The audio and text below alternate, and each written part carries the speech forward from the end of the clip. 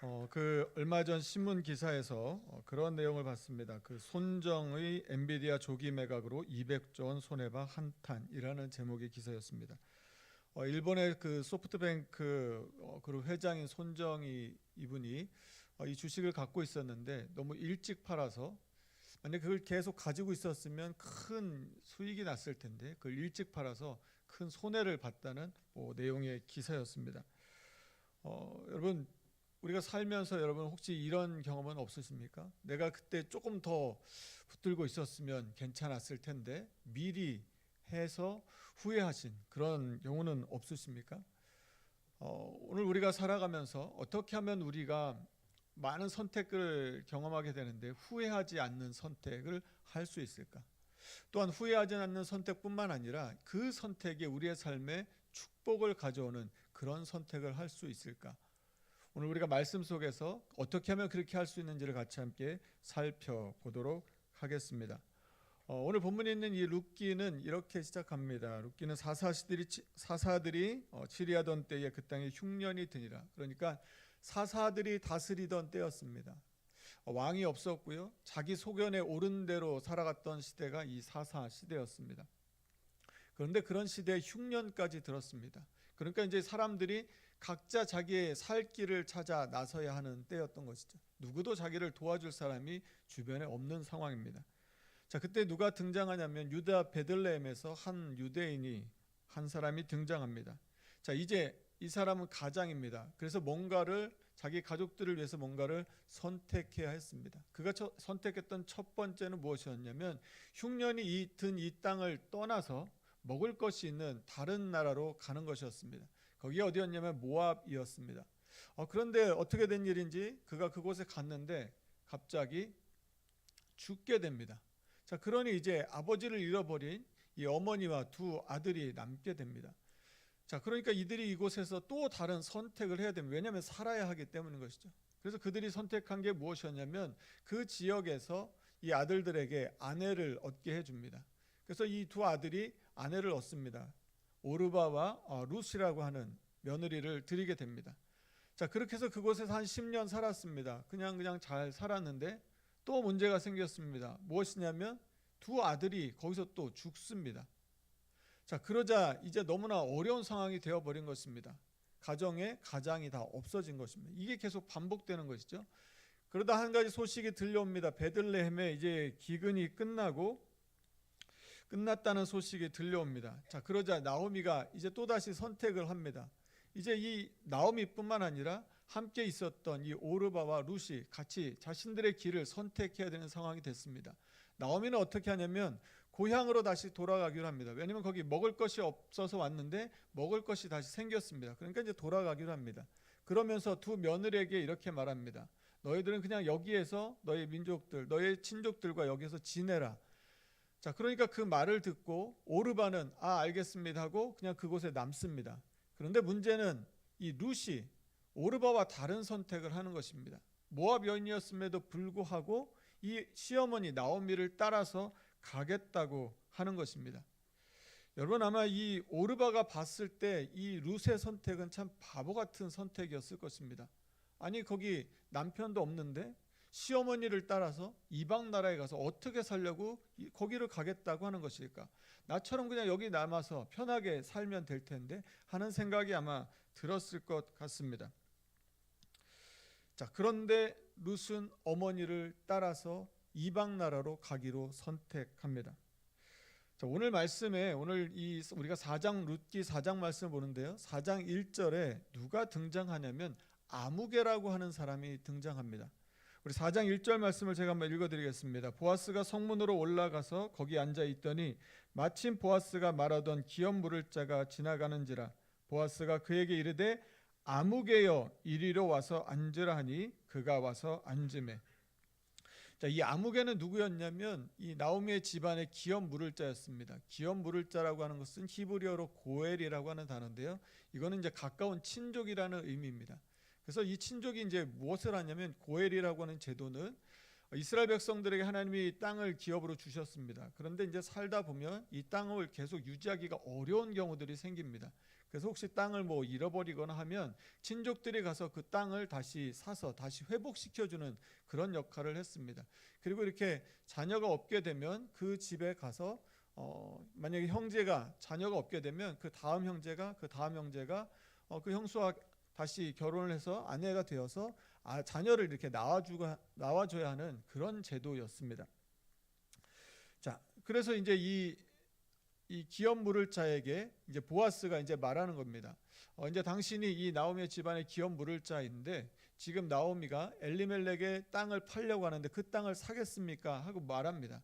그랬더니 이 기업 물을 자가 그것을 사겠다고 말합니다. 그러자 보아스가 그러면 땅을 살 뿐만 아니라 땅을 사게 되면 그 다음에 이런 일도 해야 됩니다 하고 그것까지 이야기를 해줍니다. 제가 그 5절 말씀인데요, 세번역 성경으로 읽어드리겠습니다. 보아스가 다시 말하였다. 그렇다면 나오미의 손에서 그 밭을 사는 날로 고인의 아내인 모압 여인 룻도 아내로 맞아들여야 하오. 그렇게 하여야만 그가 물려받은 그 유산이 고인의 이름으로 남게 될 것이요.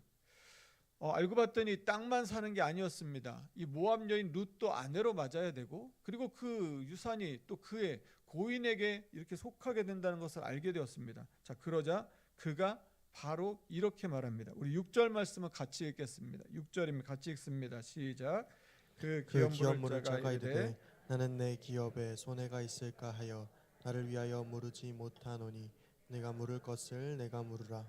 나는 물으지 못하겠노라 하는지라.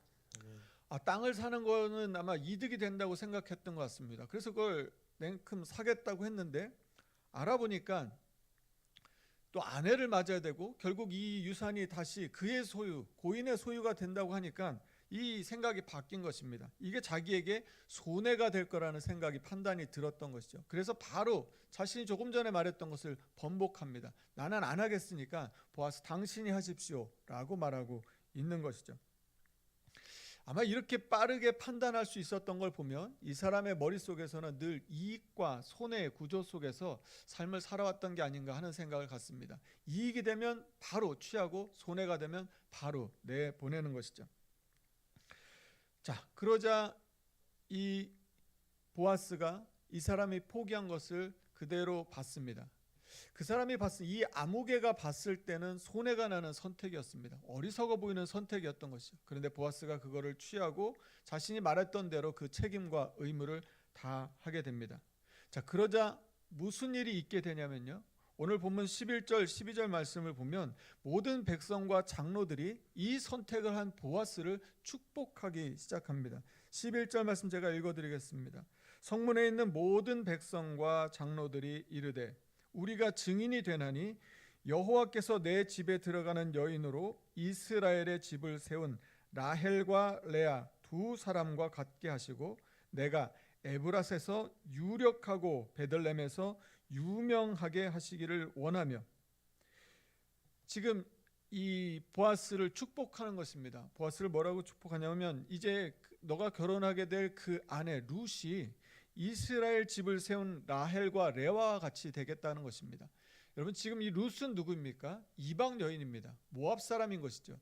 이스라엘 사람이 아님에도 불구하고 라헬과 레아와 같이 이스라엘의 민족의 어머니가 되게 해주겠다는 그런 축복을 하고 있는 것이죠. 이방 여인임에도 불구하고 그런 축복을 베풀어 줍니다. 자, 그리고 보아스에게는 이렇게 말합니다. 보아스에게 주었던 축복은 이것입니다. 내가 유력하고 유명하게 될 것이라는 것입니다. 지금 이 유력하다라고 하는 말은 무엇인 뜻이냐면 번성하게 된다는 것이죠. 지금 자신은 손해가 나는 선택을 했습니다. 그런데 그가 받은 축복은 무엇이냐면 번성하게 될 것이라는 것이죠. 권세를 누리게 될 것이라는 것입니다. 이 에브락과 베들레헴에서 이름을 떨치는 그런 사람이 될 것이라고 하는 축복을 주는 것이죠. 자, 그리고 난 다음에 여기에서 그치지가 않고 이 축복은 이제 앞으로 태어날 아이에게도 축복이 주어집니다. 그래서 다말이 유다에게 낳아준 베레스의 집과 같게 하시기를 원하노라. 그렇게 될 것이라는 것입니다. 지금 아마 대가 끊어질 위기에 있었던 이 집안에 하나님께서 다시 계보를 이어가시겠다는 그런 축복을 해주고 있는 것이죠. 그리고 이 축복은 이제 이 보아스를 넘어서 나오미에게도 이어집니다. 이웃 여인들이 찬송을 부르고요, 그의 삶을 축복해 주기 시작합니다. 여러분, 지금 이 나오미의 삶은 어떤 삶이었습니까? 남편을 잃고 아들도 잃고, 그래서 정말 인생의 쓴맛을 경험하며 살았던 그 삶인데, 지금 자신의 삶에 주어지고 있는 것은 축복의 삶입니다. 누구를 통해서 이 삶이 오게 되었냐면 바로 이 보아스를 통해서 오게 되었다는 것이죠. 보아스가 이 아무개가 포기한 이 어리석은 선택, 손해보는 선택을 하게 되니까 그의 삶에 생각지도 못했던 놀라운 축복과 복이 임하게 되었던 것입니다. 여러분, 우리가 살아가면서 여러분, 어쩌면 우리가 손해를 보는 것 같아서 포기해버린 그 선택들 속에 어쩌면 이와 같은 놀라운 축복이 들어있었던 것은 아닌가 하는 생각을 가져보게 되었습니다. 우리가 생각할 때 똑똑하고 현명하다고 해서 내렸던 그 선택들이 과연 결과까지 과연 그것이 최선의 선택이었다고 말할 수 있는지 한번 이 말씀을 보면서 생각해 보게 되었습니다. 여러분, 그렇다면 룻과 보아스는 어떻게 해서 이런 최선의 선택, 축복을 부르는 선택을 할 수 있었을까요? 먼저 룻이 그런 선택을 할 수 있었던 그 이유를 잠깐 살펴보겠습니다. 룻기 1장 16절 말씀입니다. 룻기 1장 16절 말씀 우리 같이 한번 읽어보겠습니다. 룻기 1장 16절 같이 읽습니다. 시작. 룻이 이르되 내게 어머니를 떠나며 어머니를 따르지 말고 돌아가라. 강권하지 마옵소서. 어머니께서 가시는 곳에 나도 가고 어머니께서 머무시는 곳에서 나도 머물겠나이다. 어머니의 백성이 나의 백성이 되고 어머니의 하나님이 나의 하나님이 되시리니. 아마 이 룻과 이 나오미가 같이 지내는 한 10년 동안에 아마 그 삶 가운데 여러 가지 많은 일들이 있었을 것입니다. 그 어떤 내용들이 있었는지 자세하게 성경이 기록하고 있지는 않습니다. 그런데 잠깐 몇 구절 내용을 보면 나오미가 계속 여호와를 언급하는 것을 볼 수 있습니다. 아마 같이 지내는 동안 안에 하나님을 계속해서 이야기하며 지내지 않았을까 하는 생각을 갖습니다. 자, 남편과 두 아들 잃어버린 이 극심한 고통의 상황을 나오미는 뭐라고 말했었냐면요, 여호와의 손이 나를 치셨다고 말합니다. 그러니까 자신의 삶에 일어난 이 고통과 아픔을 나오미는 어떻게 해석했냐면 하나님 안에서, 하나님의 뜻 안에서 자신의 삶을 돌아보았던 것이죠. 아마 룻이 이런 생각을 하지 않았을까 싶습니다. 도대체 하나님이 어떤 분이시기에 자신의 삶의 이 고통의 문제를 하나님 안에서 발견할 수 있었을까 하는 생각을 하지 않았을까 싶습니다. 자, 그래서 룻은 나오미가 자신의 고향으로 간다고 했을 때 선뜻 나오미를 따라 나서게 됩니다. 아마 그의 마음 가운데 그런 생각이 있지 않았을까 저는 생각해 봤습니다. 이런 어머니가 겪었던 이런 고난 가운데서도 결국 기근이 해결되어 다시 돌아가게 하시는, 삶의 고난을 해결해 주시는 하나님이시라고 하면 그 하나님을 나도 믿고 싶다는 마음이 이 룻 안에 들지 않았을까 하는 생각을 갖게 되었습니다. 결국 룻은 어머니를 따라서 나서게 됩니다.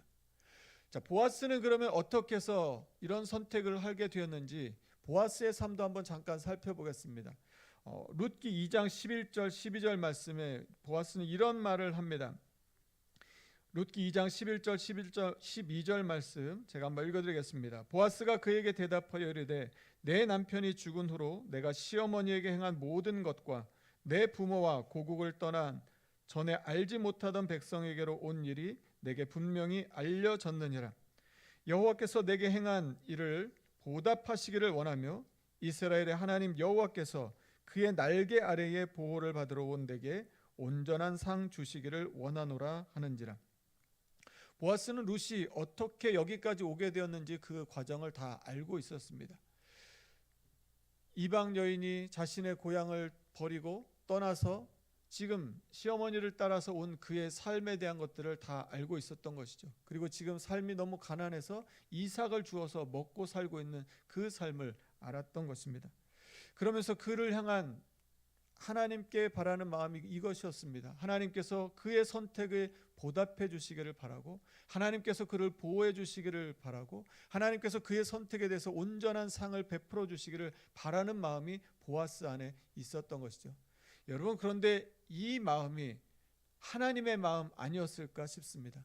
하나님을 찾아서 나온 이 룻을 향한 하나님의 마음이 바로 이 마음이 아니었을까 하는 것이죠. 보아스 안에는 지금 무엇이 있었냐면 하나님의 마음이 있었던 것입니다. 하나님이 지금 이 룻을 어떻게 바라보는지 그 마음을 품고 있었던 것이죠. 그리고 하나님의 그 마음을 자신이 살기로 결정했던 것입니다. 결국 보면 이 보아스 안에 들어있었던 것도 무엇이었냐면 하나님이었던 것이죠. 룻이 그 선택을 할 수 있었던 그 중심에 있었던 것은 하나님이었고, 보아스의 마음 가운데 있었던 것도 하나님이었던 것이죠. 그들의 선택 속에 하나님이 들어있었기 때문에 어머니 하나님이 나의 하나님이 되기를 바랬던 것이고, 하나님께서 그를 보호해 주시고 보답해 주시고 상 주시기를 바랬던 그 마음을 자신이 살아냈던 것이죠. 여러분, 그런데 그들이 이런 선택을 했을 때 앞으로 앞으로 자신들의 삶에 축복이 임할 것이라는 것을 알고 했을까요? 아마 알지 못했을 것입니다. 그리고 자신들의 이 선택이 자신들을 통해서 다윗이 나오게 되고 온 인류를 구원하신 예수 그리스도가 나타나실 것을 알고 했던 선택일까요? 아마 전혀 그렇지 못했을 것입니다. 그런데 말씀대로 베레스의 계보가 이어지게 됩니다. 그리고 21절 22절에서 살몬은 보아스를 낳았고 보아스는 오벳을 낳았고 오벳은 이새를 낳고 이새는 다윗을 낳았더라. 미리 알지도 못했던 그 하나님의 역사가 하나님의 뜻 안에서 온전히 이루어져 가고 있는 것을 보게 되었던 것이죠.